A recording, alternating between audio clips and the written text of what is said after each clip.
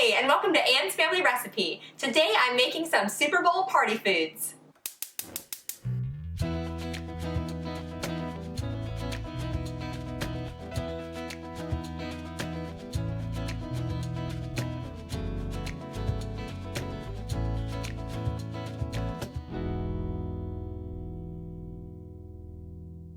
So if I'm being honest, I'm not a huge sports fan, but I love party food. That's probably one of my favorite food groups along with desserts. And today I'm sharing with you a couple of sweet and savory recipes. So because the San Francisco 49ers and the Kansas City Chiefs are in the Super Bowl this year, I wanted to make some recipes that were inspired by those cities. So to represent San Francisco, I picked out some sourdough pretzels, just store-bought, and I'm making an Everything Bagel Dip, and I'm gonna dip them in some Ghirardelli chocolate. What is more quintessentially Kansas City than barbecue? So I'm making a Kansas City BBQ Sloppy Joe. I'm starting with my Everything Bagel Dip. Now this features the very popular Everything Bagel seasoning. The one on the left here is from Trader Joe's, which is kind of the originator of the Everything But the Bagel seasoning. But the one on the right is from Aldi, which was hilarious. It's called Who Needs the Bagel Seasoning? And you can also find this at Walmart, and I think McCormick makes a brand too. So for the base of my dip, I just used half a brick or 4 ounces of softened cream cheese, half a cup of sour cream, and half a cup of mayonnaise. I mixed that all together along with 1 to 2 tablespoons of the Everything But the Bagel seasoning. I like 2. I thought it had a great flavor, but I would start with 1 and just see what you think it tastes like, because it can be a little bit salty and you don't want it to be too overpowering. However, my husband and I both really liked it with 2 full tablespoons. Then I covered it with saran wrap and then put it in the fridge for a couple of hours so that all the flavors would kind of meld together and it would take on that nice everything bagel flavor. To serve this, I had my sourdough pretzels and I scooped the dip into a little dish and sprinkled some extra everything bagel seasoning on top. You could also serve this with potato chips, bagel chips, or even fresh vegetables. It was so simple to make and very, very tasty. Next, I'm taking those same sourdough pretzels and coating them in Ghirardelli chocolate. Now, of course, you could use any kind, but Ghirardelli comes from San Francisco. And you can use semi-sweet or milk chocolate, whatever you like. I added about a cup of semi-sweet chocolate chips to a microwave-safe bowl, and then added a teaspoon of coconut oil, which helps the chocolate from drying out and also gives it a nice glossy finish. Then I microwaved my chocolate chips in 30-second intervals, stirring in between until it was nice and smooth. You just don't want to overheat it, so by the time it starts to melt a little bit, go in like 15 to 20-second increments just so you don't overcook the chocolate.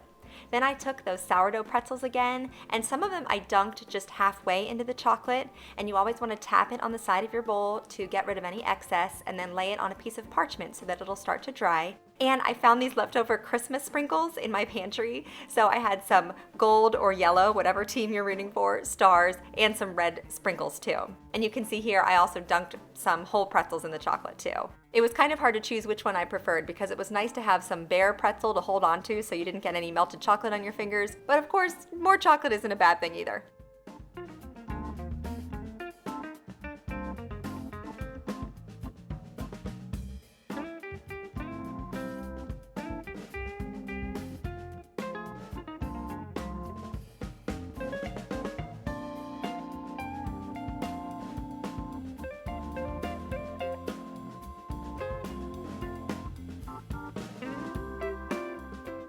Once my pretzels were dipped and decorated, I popped them in the fridge for a little bit for the chocolate to firm up, and I think they turned out super cute. Chocolate-covered pretzels are one of my favorite desserts. I love that sweet and salty combination.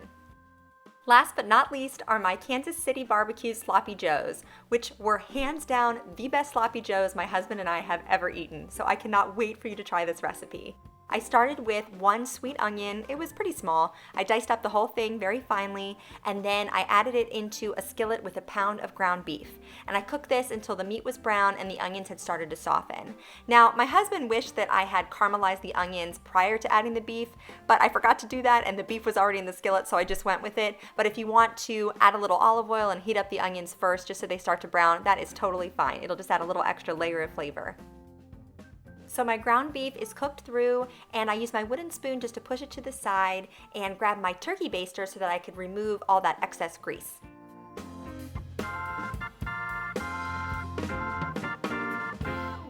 For the incredible sauce, I started with an 8-ounce can of tomato sauce, To that, I added a 1/4 cup of light brown sugar and a 1/2 cup of ketchup.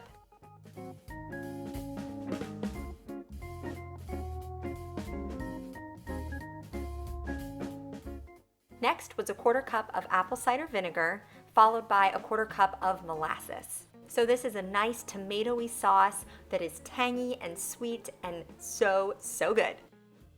I finished the sauce with a couple of extra seasonings, including a 1/2 teaspoon of garlic powder and a 1/2 teaspoon of onion powder, 1 whole teaspoon of dry mustard, and a tablespoon of Worcestershire sauce.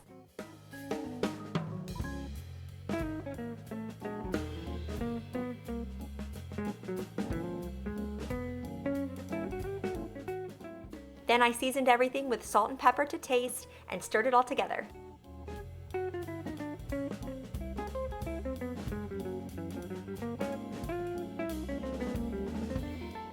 I brought this mixture to a simmer, covered it, and then cooked it on low heat for about 15 to 20 minutes. While my sloppy joe mixture cooked, I took my soft hamburger buns, slathered them with butter, and put them on my griddle so that they would get toasty and golden brown.